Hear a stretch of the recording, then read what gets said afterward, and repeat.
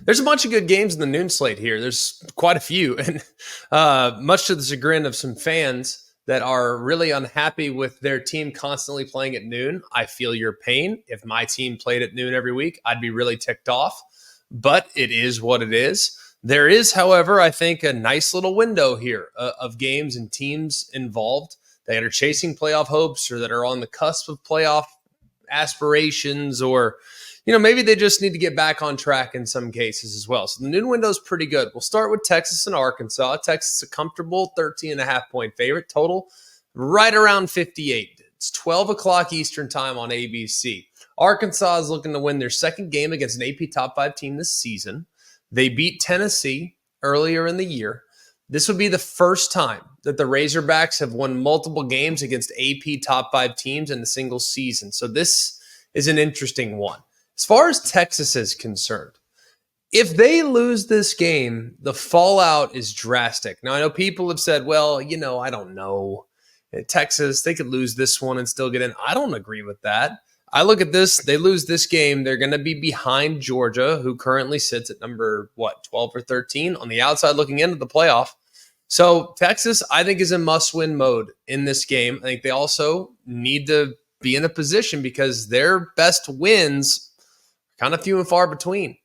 They are going to have to be in position to win out, to guarantee themselves a playoff spot. So I think it's must-win for Texas. And, of course, a big one for Arkansas and for Sam Pittman. Question number 1, can Arkansas avoid the big mistakes? Now, they've primarily had a bunch of turnovers and sacks. Those have been the issues for the Razorbacks this year. They're near the bottom in both categories. And when you think about fumbles, they've been really bad. They are 0-4 this year when they lose the turnover margin and 5-0 when they at least tie it.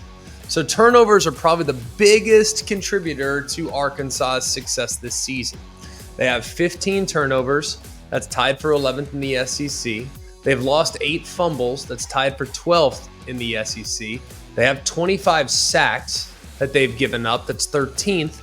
And it hasn't been very good with how many times they've put the ball on the deck. They've put it on the ground 22 times. So when I said 8 fumbles a second ago, that's fumbles lost.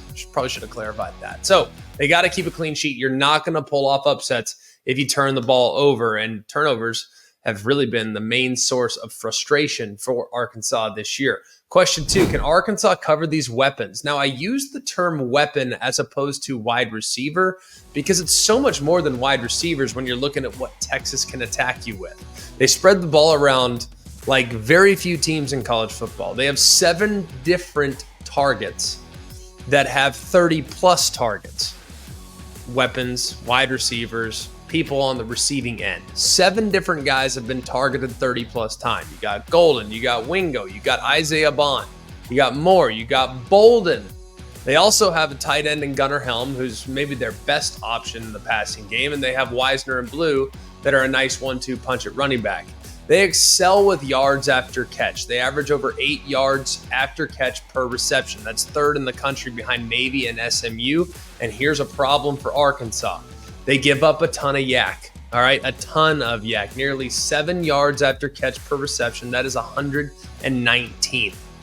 Not good. If you're the Razorbacks, their secondary better do a top-flight job getting ball carriers on the ground. If they don't, they'll be in a significant hole. Number 3. Who will create more big plays? Texas, they've been pretty good in creating explosives, all right? We had defined explosive as 10-plus yard runs, 20-plus yard passes. They've been really good in creating explosive plays this year. 15 explosive plays in their last game by itself against Florida. That's their 3rd most in a game under Sark. Now, they've really been pretty sporty with this for quite a while. I mean, to have 12 plays go for 20-plus yards last week, amazing, though. I mean, that's one of the best outputs that they've had in quite a while. And then you look on the other side, Arkansas, they're not taking a backseat to many teams from an explosive standpoint. They have 108 explosive plays in the country.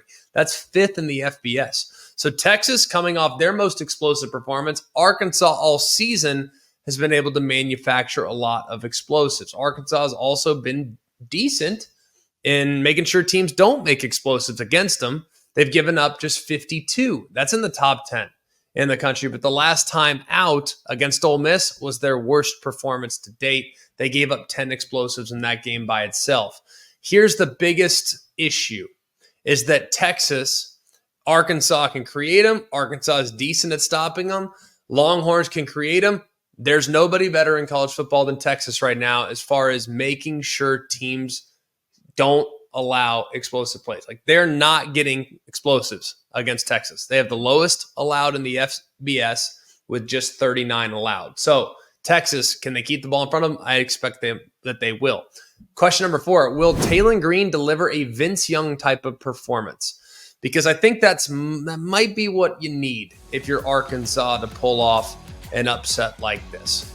You look at what Taylon Green has been. If they get the Mississippi State version of Taylon Green, where he goes 23 of 29 for 393 of total offense and 6 total touchdowns, you're in a great spot.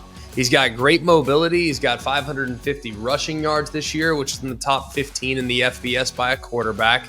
That's when you eliminate sacks, by the way.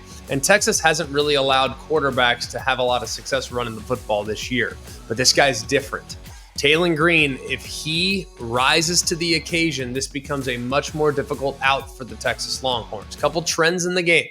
Arkansas is 5-0 against the spread as a 10-plus point underdog since the start of last season. That's the best in the FBS in that span. And then Arkansas 6-1 all-time against the spread against Texas. That dates all the way back to 1991. That's the best against the spread record versus Texas of any other team.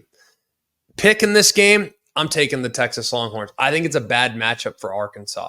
And I know Arkansas is all in on this particular game. I know this is their Super Bowl. I was in the building the last time Arkansas hosted Texas, and I think Arkansas will throw their best punch. But unfortunately for Arkansas, this game's at noon.